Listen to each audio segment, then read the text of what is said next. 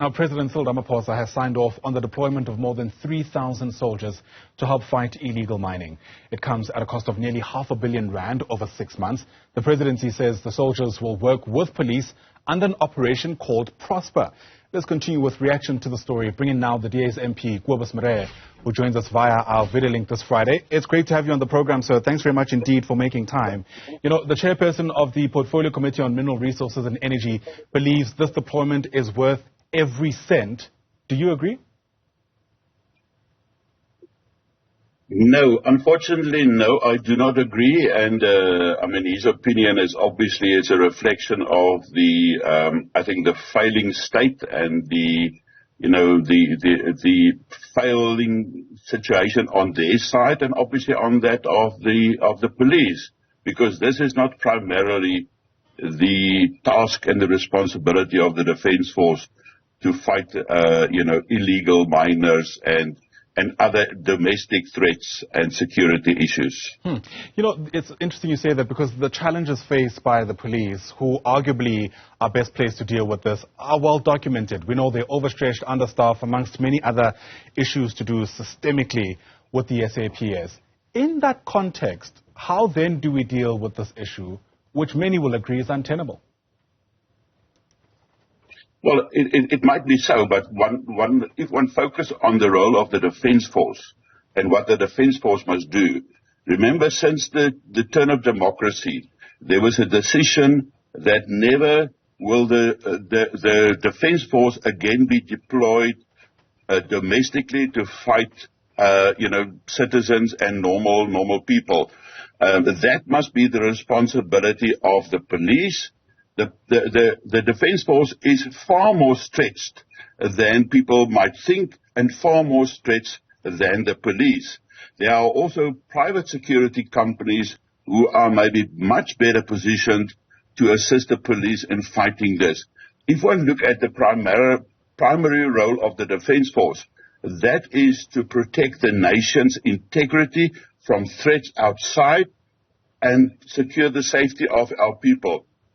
In the worst case scenario, when there's a threat to our integrity domestically, then you talk about on a national basis, kind of what we have experienced in 2021 with the uprising and the insurrection in KZN, which is spilled over to Gauteng and to the Western Cape, and with more threats on that. So in that regard, there was justification for the deployment of the army. In this case, we are so far stretched, and just last week we have heard that the baseline budget of the Defence Force has been cut by 700 million rand, and now there's another 500 million rand adding on that, and that's just for 6 months. So there's no way that this problem will be resolved in 6 months' time. It means that there will probably be an extension. That means you talk about 1.7 billion rand that we are again being put forward. And what will be compromised in this situation? Again, we are so far behind the maintenance and the upgrades and the replacements of our prime mission equipment, primarily in the Air Force and the Navy. We know the situation is dire, but also in the Army. So and also obviously training will be sacrificed as well. So how does that contribute then to creating a safer and a safer environment domestically? That will just postpone the inevitable, and that is the further deterioration of the capabilities of the Defence Force to do its primary task, and that is to defend the integrity of the country and secure the safety. We are under threat, and this will just exacerbate our whole problem. All right. And I'm not one to bat for government at all, but I have to be, let's say, compassionate to the fact that, there have been calls for quite a long time for government to do something about illegal mining, which, by the way, is said to cost us about 7 billion rand a year. That's according to the Minerals Council of South Africa. And I have to wonder, you say, interestingly enough, that the SANDF is meant to protect this country from external threats. Well, according to many researchers and, in fact, journalists who've been following illegal mining criminal networks, they'll tell you that this is a trans-border problem in this country and not necessarily confined within the borders of South Africa. Absolutely, I fully agree.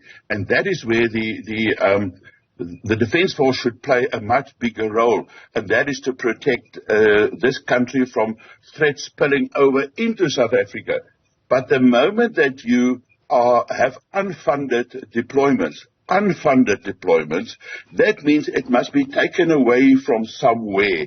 We are already in a predicament on our borders. We haven't got the technology to properly survey and protect and monitor what is going on our borders. We're working with 15 companies, that is foot soldiers, where we should have had at least 25 companies on the borders. We should have had technology to help us protect and do surveillance on the border. We don't know who's coming in because of this budget cuts and because of this stretching. So the more that you are going to impair the Defence Force to do its actual responsibilities, the bigger the problem will become on a domestic level. So it is a chicken and egg situation, maybe, but you have to go back and say, we've got about 70,000 people in the Defence Force. We already spent on cost of employees about 70% of our budget. And the more your deployment is done, which means that you have to bring in the reserve force, the more your cost will be on cost of employees. Our budget on the reserve force is 1.9 million man days. We are already at about 2.7 million man days. So this will stretch it well over the 3 million man days, which means that your cost of employees might go to about 75% of the budget. Now, if you have only got 25% left, which is supposed to cover training, maintenance, upgrade, etc., then you see that somewhere something must give, and that is why we have got the predicament with the Navy and with the Air Force, and now it's becoming a much bigger problem in the Army. Right. So we have to make sure and get our priorities right. At this time, we have got a failing state. Unfortunately, that's the fact.